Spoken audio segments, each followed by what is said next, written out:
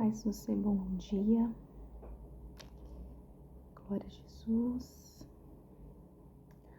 Hoje, dia de número 146. Hoje nós vamos finalizar o livro de 1 Crônicas. Estamos finalizando aí o livro de 1 Crônicas, avançando aí na nossa leitura. Hoje, capítulo de número 28 e 29. E o Evangelho de João, capítulo 9, o finalzinho dele, a gente vai abordar aí. Eu queria que você orasse conosco, nós darmos início. Deus, mais uma vez, nós queremos render graças a Ti por podermos respirar, estarmos aqui. Pedir que a Tua palavra que é viva venha vir de encontro a nós, mais uma vez. Venha falar no nosso coração, no nosso íntimo, o que precisamos entender e o que o Senhor quer mostrar para nós.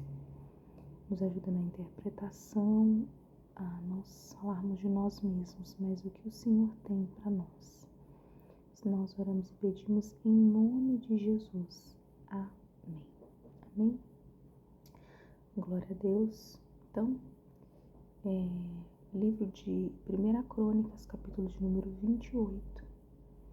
Nós que anteriormente estávamos falando que Davi estava organizando a construção do templo, algo que ele próprio não teria oportunidade de fazer, mas no capítulo de número 28 você vai ver que Davi vai apresentar aí o seu filho Salomão como um sucessor. Ele já idoso, preste aí a passar esse cajado aí para o seu filho. Ele vai reunir todos os líderes, todos os príncipes, e ele vai fazer mostrar essa visão aí que ele tem do templo pronto. É algo que só dele planejar, você já vê a dedicação que ele tinha com a obra de Deus, mesmo que ele não participasse. Mas aí chamar todas as pessoas e mostrar realmente como que ele queria que fosse feito, como que estava o projeto, você vê que era algo que tinha muito significado para a vida dele. Realmente importava demais que aquilo ali fosse feito daquela maneira. Então, você vai ver aí a diferença de uma pessoa que realmente está nos caminhos de Deus, né? A pessoa se compromete por inteiro, ela tem esse compromisso, essa direção, essa confiança de que Deus está com ela e que vai tudo dar certo. Talvez isso é uma das coisas que também mostra que Davi é um homem segundo o coração de Deus, né?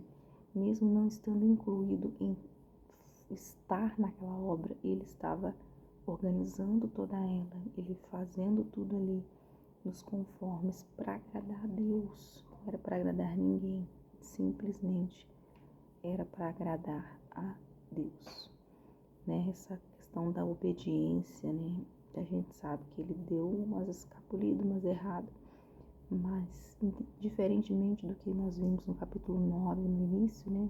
Que Jesus não era um homem, do capítulo 9 que eu falo, de João, no dia anterior. E nós vimos que Jesus não era um homem pecador, então ele não possuía falhas. Mas Davi possuía as falhas, mas independente das suas falhas, a obediência ali na vontade de fazer as coisas para Deus era muito maior. Ele tinha esse compromisso de deixar esse legado, mostrar aí a importância da adoração, do louvor, para as gerações futuras, para o povo de Israel, realmente para que eles não se desviassem, né? Ele faz esse projeto todo arquitetônico, lindo, maravilhoso, né? A gente tem a réplica do templo no Brás, lá em São Paulo, e você pode ver, né, que realmente ali aquela construção ela é fenomenal. Mas aí voltando aqui, né? A palavra vai dizer que ele vai nomear aí o seu sucessor, Salomão, com esses demais líderes e vai pedir: obedeçam os mandamentos de Deus, façam o que Deus quer. Vamos ler então para você ver. 28, verso 1. Davi convocou aí para Jerusalém todos os chefes de Israel. Tem toda aí essa preparação para o templo. Vai dizer que os chefes das tribos, os capitães de turno, todos que serviam ao rei, os capitães de 1.000, de 100.000, os administradores de todos os bens de rebanhos, os oficiais, os poderosos, todos os guerreiros, todos os valentes, todos os príncipes, enfim, todos estavam ali. O rei Davi vai se colocar de pé e ele vai falar: meus irmãos e meu povo, escutem. Eu tive a intenção de edificar um templo, onde pudesse repousar a arca da aliança do Senhor, e para que fosse o estrado dos pés do nosso Deus. Eu havia feito preparativos para essa construção, porém, Deus me disse: você não edificará um templo ao meu nome, porque é homem de guerra e derramou muito sangue. O Senhor Deus de Israel me escolheu de toda a casa de meu pai, para que eu fosse rei sobre Israel para sempre, porque ele escolheu Judá por príncipe. A descendência de todos os príncipes virá aí. Depois a gente vai ter a divisão das tribos do norte e do sul, né? Mas ele quis dizer que a família dele será de uma linhagem de príncipes. Escolheu a casa de meu pai, e entre os filhos de meu pai se agradou de mim, para me fazer rei sobre todo Israel, e de todos os meus filhos, porque muitos filhos me deu o Senhor. Ele escolheu Salomão para se assentar aí no trono do reino do Senhor sobre Israel. E me disse: o seu filho Salomão é quem edificará o templo e os meus átrios, porque escolhi para filho e lhe serei por pai. Ele será um com Salomão. Estabelecerei o seu reino para sempre. Mais uma vez, lembrando essa questão da linhagem, né? Se de Deus, se ele continuar a cumprir os meus mandamentos e os meus juízos, como feito até o dia de hoje. Então tem o se, né? Ele: vou estar com você, vou estar no reinado, vou te ajudar aí. Você não vai construir, Davi, mas Salomão é quem vai dar a continuidade. Mas eu preciso que ele se mantenha nos caminhos de Deus. Beleza? E aí ele vai continuar dizendo assim: portanto, agora, diante de todo Israel, a congregação do Senhor, e diante do nosso Deus, que me ouve, eu peço que vocês guardem e conheçam todos os mandamentos do Senhor, seu Deus. Então não é só pro digníssimo Salomão, mas toda a Jerusalém ali, toda Israel, que eles sigam os mandamentos de Deus, para que vocês possuam esta boa terra e possam deixá-la como herança aos seus filhos para sempre.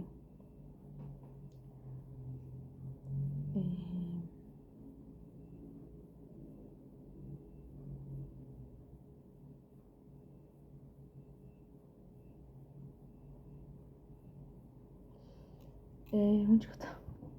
Perdi. Quando você, meu filho Salomão, conheça o Deus do seu pai e sirva-o, de coração íntegro e espírito voluntário, porque o Senhor esquadrinha todos os corações, penetra todos os desígnios dos pensamentos.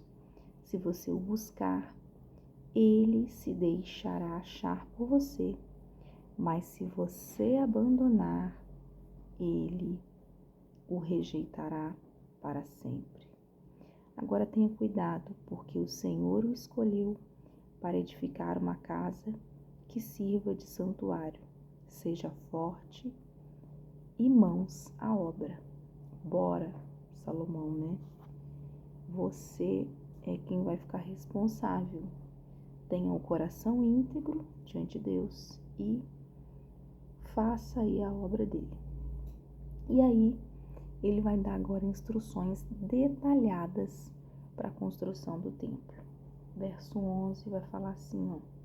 Davi entregou a Salomão, seu filho, a planta do pórtico com as suas casas, as suas tesourarias, os seus cenáculos, as suas câmaras interiores, bem como do lugar do propiciatório.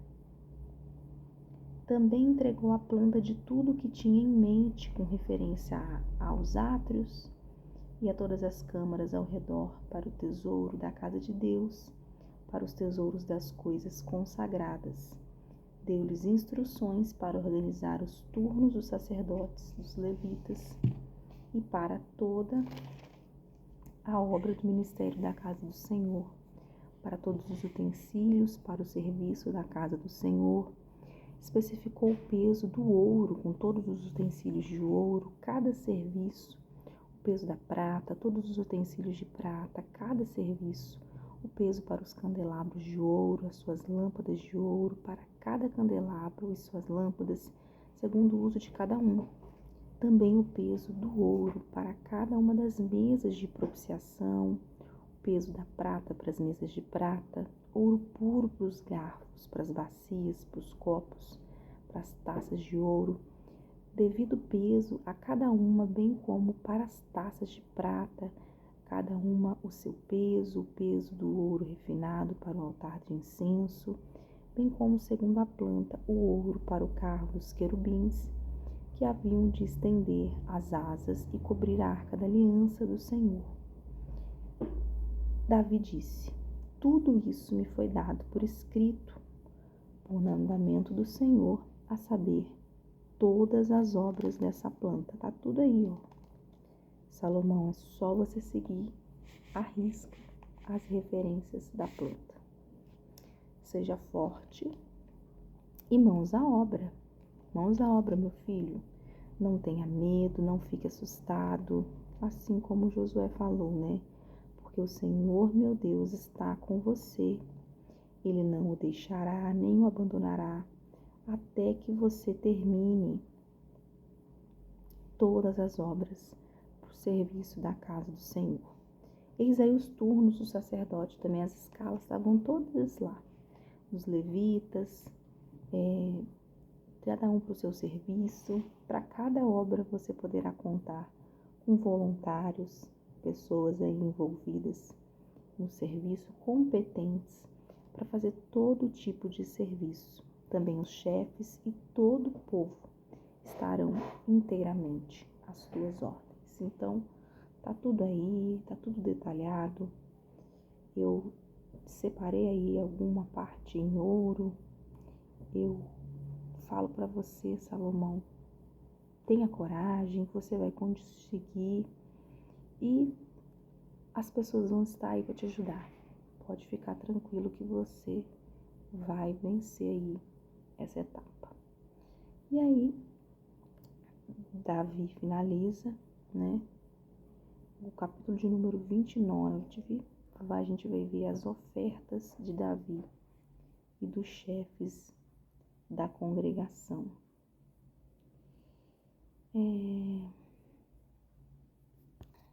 Então a gente vai ver aí as ofertas tanto de Davi como também do povo. E saiba que foram todas voluntárias, não foi imposto nada, né? A gente vai ver aí em detalhes as tribos, os líderes, né, dando ouro, prata, pedras preciosas, todos os recursos que ele possuía, mostrando que não somente Davi, mas todo o povo estava comprometido com essa construção, com essa adoração ao Senhor, em realizar aí todo esse empreendimento que estava na mente de Davi, dado por Deus, que ele passou para as plantas e agora as plantas estavam todas nas mãos de Salomão. Então vamos lá. O rei Davi disse a toda a congregação: Salomão, meu filho, o único a quem Deus escolheu, então não foi algo que ele separou, foi Deus que escolheu, é moço, é inexperiente, e esta obra é grande, porque o palácio não é para os homens, mas para o Senhor Deus. Era algo para ficar ali a arca da aliança, prestarem culto e fazerem os sacrifícios, né? Portanto, com todas as minhas forças, já preparei para o templo do meu Deus ouro para as obras de ouro, prata para as de prata, bronze para as de bronze, ferro para as de ferro, madeira para as de madeira, pedra de ônix para pedra de desgaste, pedras de várias cores, de mosaicos de todo tipo, de pedras preciosas e mármore, e tudo em abundância. E ainda porque eu amo o templo de meu Deus. O ouro e a prata particulares que tenho, eu dou para o templo do meu Deus. Além de tudo o que preparei para o santuário, 100 toneladas de ouro, ouro de Ofir, 240 toneladas de prata purificada para cobrir as paredes das casas, ouro para os objetos de ouro e prata para os de prata e para toda a obra da mão dos artífices, quem, pois, está disposto hoje a ofertar generosamente para o Senhor.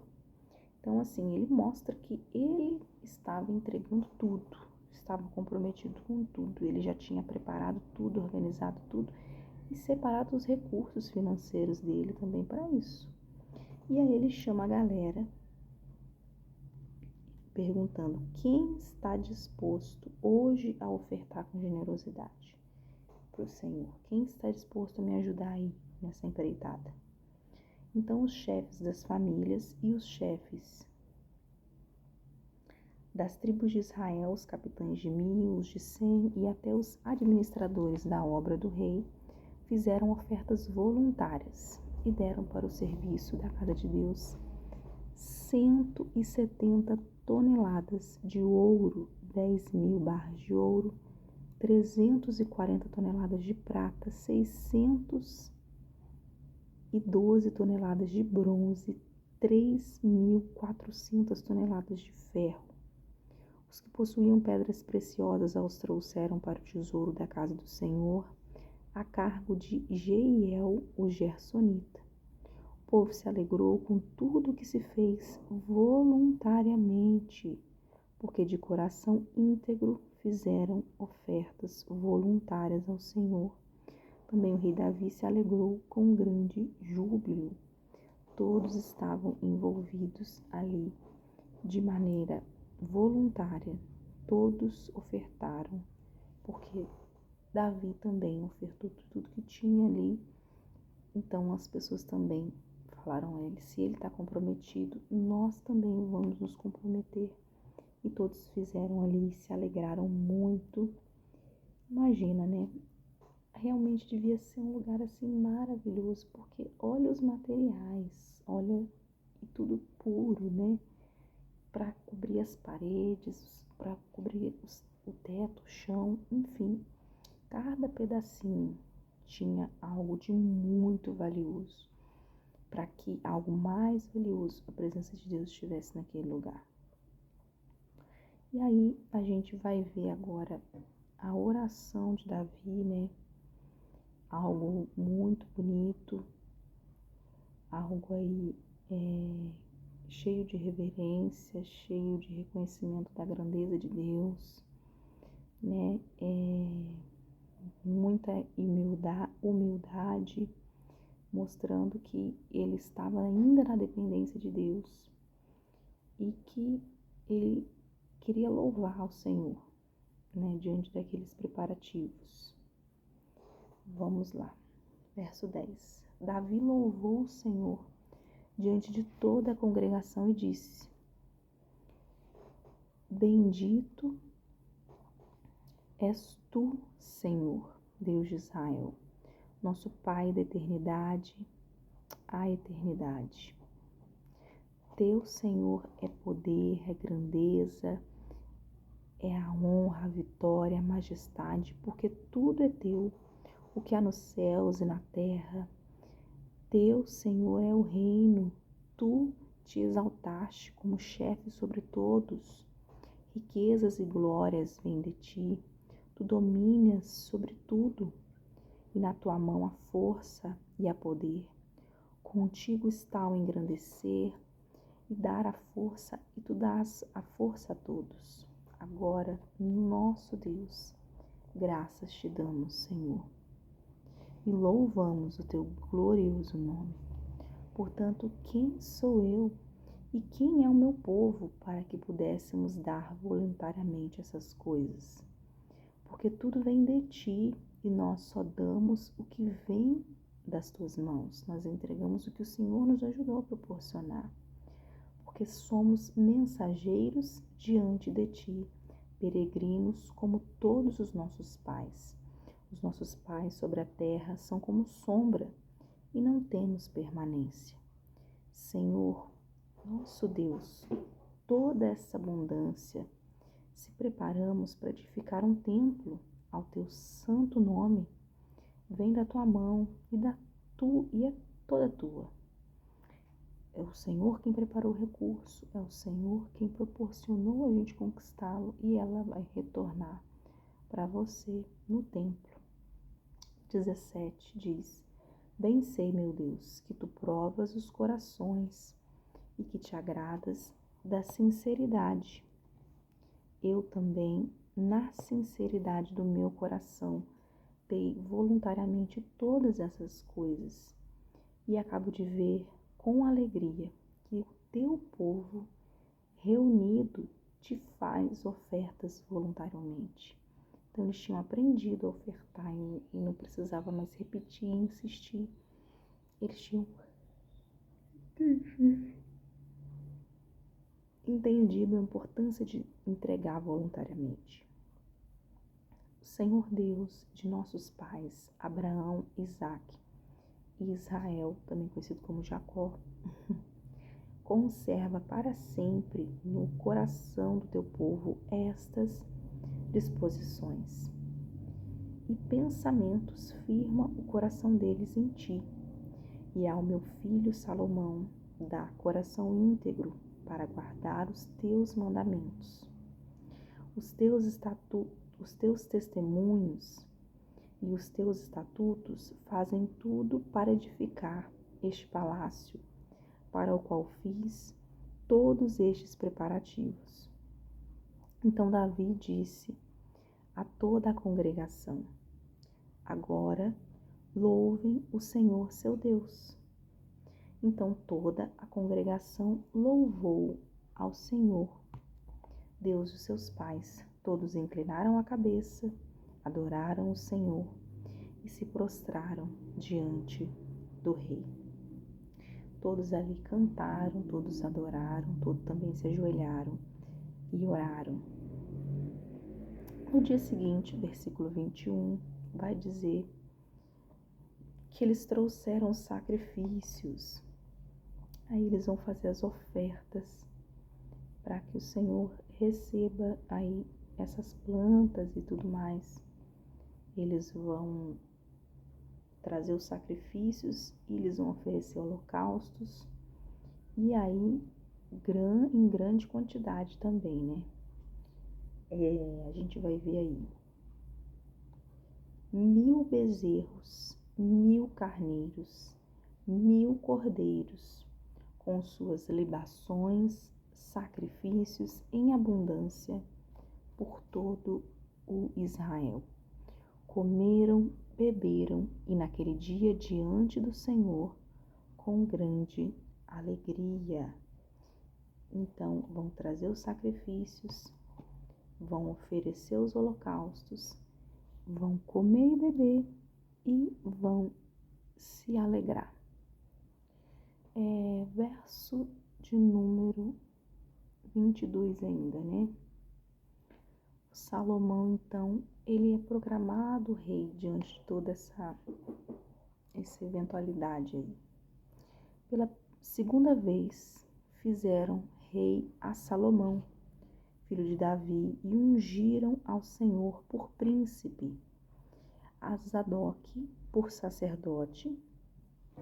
Salomão, então, aí se assentou no trono do Senhor como rei em lugar de Davi, seu pai. Ele prosperou e todo Israel lhe obedecia.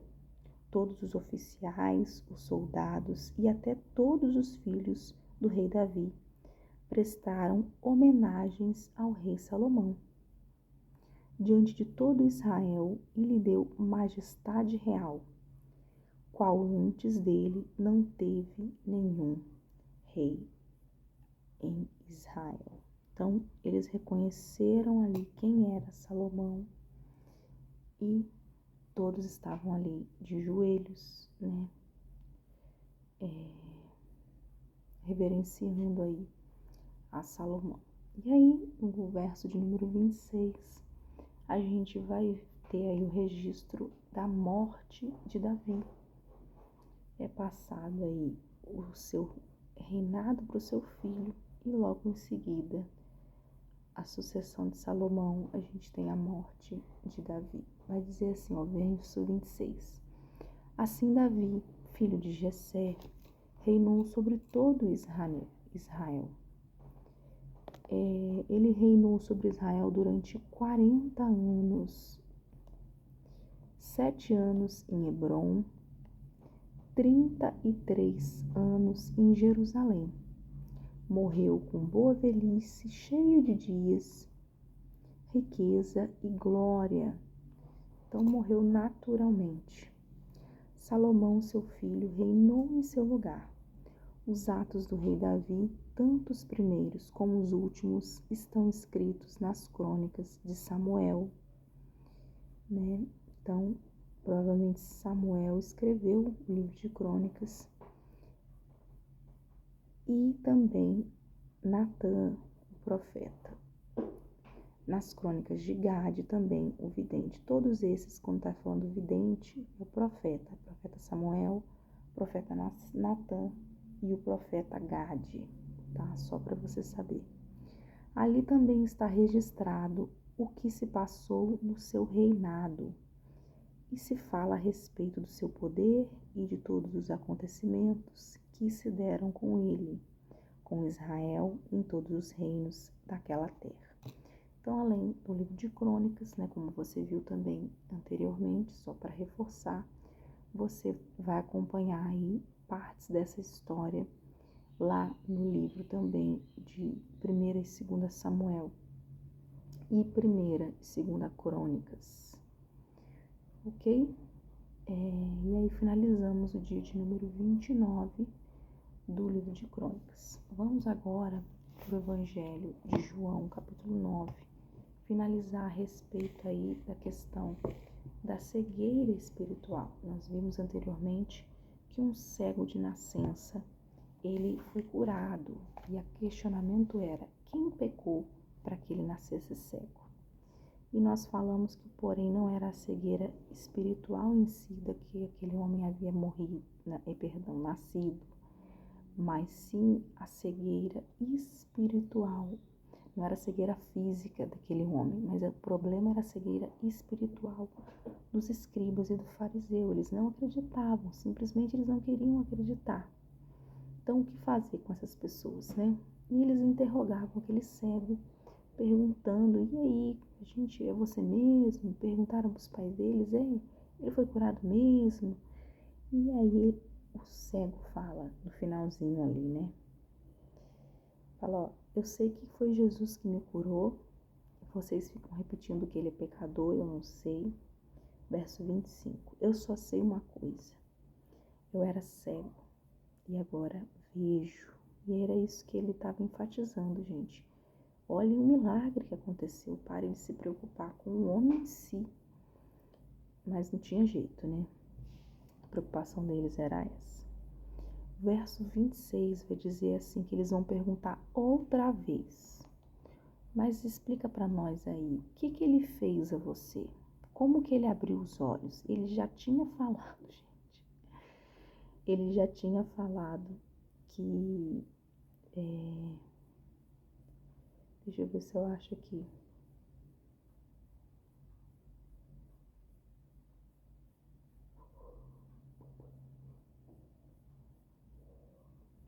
Não. Lá na sinagoga, não.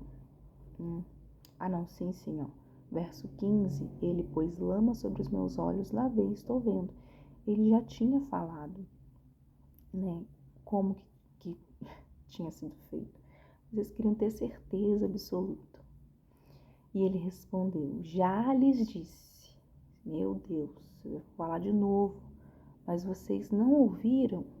Por que vocês querem ouvir outra vez? Por acaso vocês também querem se tornar discípulos dele? Porque essa insistência está parecendo que vocês estão querendo entender mais dele para vocês irem atrás dele. Não é mais fácil você ir lá conversar com ele?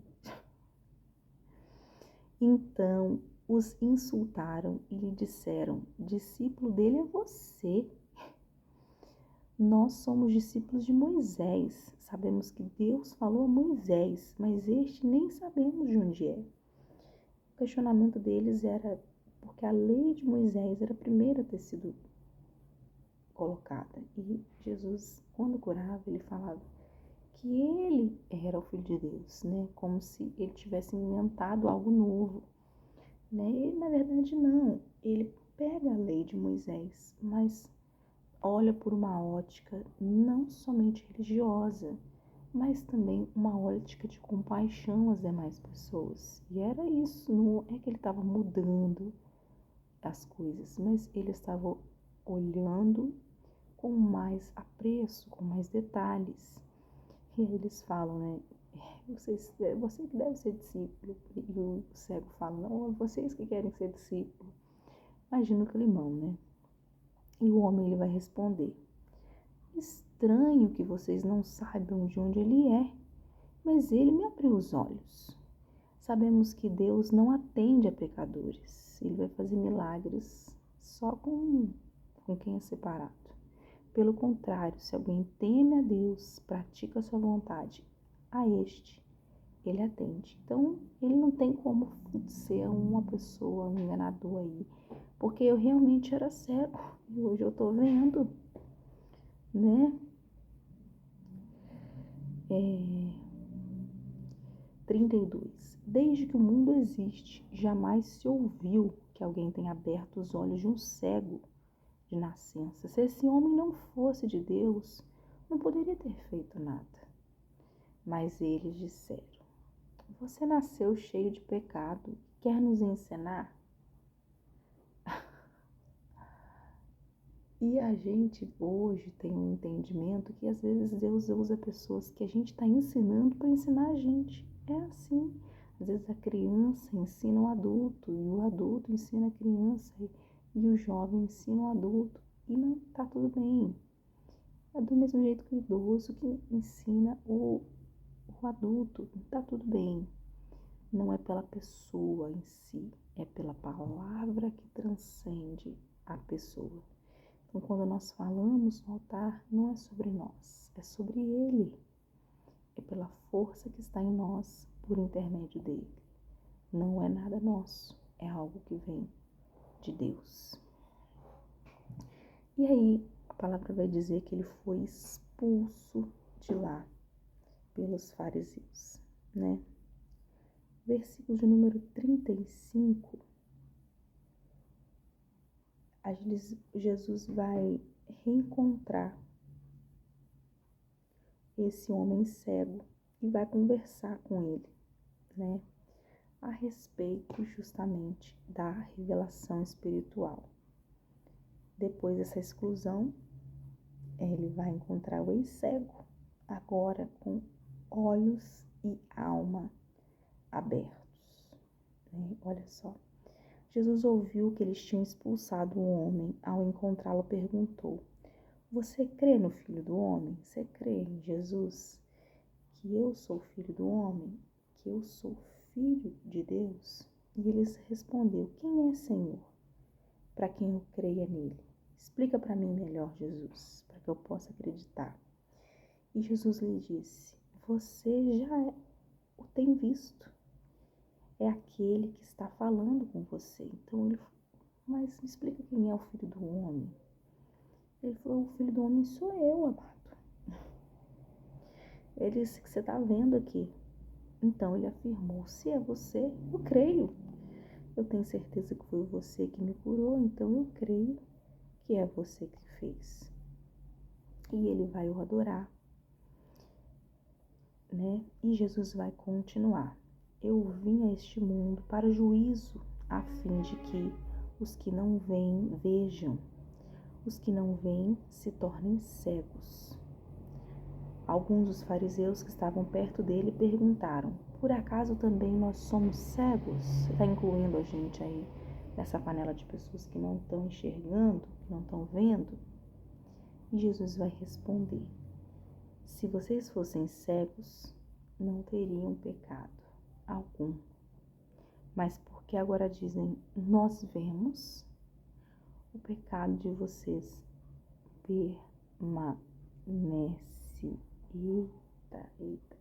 Eita. Então o problema não é que se vocês são cegos de maneira material, né, mas fisicamente. O problema é que vocês estão vendo eu fazer os milagres e vocês não estão enxergando, não estão vendo, os olhos espirituais de vocês estão cegos, né? E Jesus ele vai afirmar: se vocês fossem cegos, vocês não seriam culpados de pecado. Agora, pois, vocês podem ver a culpa de vocês, porém ela permanece aí. A culpa de vocês é o orgulho, é a soberba. A verdadeira cegueira que está com vocês é a cegueira de se acharem melhor que os demais. Esse é o problema. O problema não é eu ter aberto os olhos, nem feito algo de errado que na cabeça de vocês acreditam que eu estou descumprindo as leis de Moisés. Mas não. Aqui eu estou tirando a cegueira espiritual de vocês através de um cego de nascença. Estou mostrando que eu sou filho de Deus. Estou cumprindo uma promessa do Senhor. Quando ele fala esse termo filho do homem, essa passagem ela está lá em Daniel capítulo 7. Ele fala que o filho do homem recebe domínio e glória.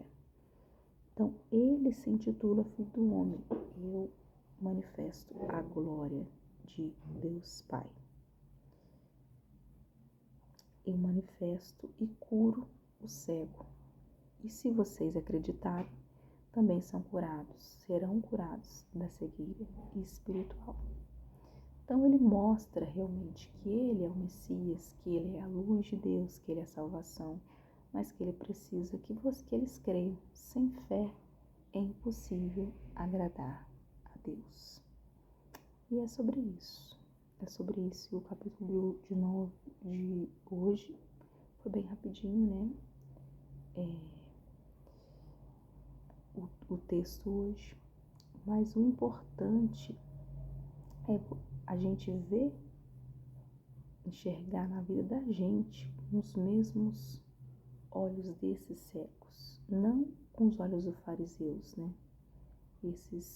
Muitos também que eram talvez discípulos dele antes, quando chegou o momento de sofrer, eles resolveram julgar, eles resolveram condenar, eles resolveram se apegar às tradições, e não entenderam a ação, não observaram a ação, o ensinamento. Eles estavam presos ao dia de sábado e não era sobre isso.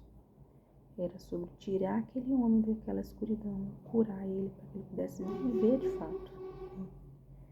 Mas Deus é soberano, independente de toda circunstância, né? Ele se revela da maneira que Ele quer, como Ele quer, no meio de nós.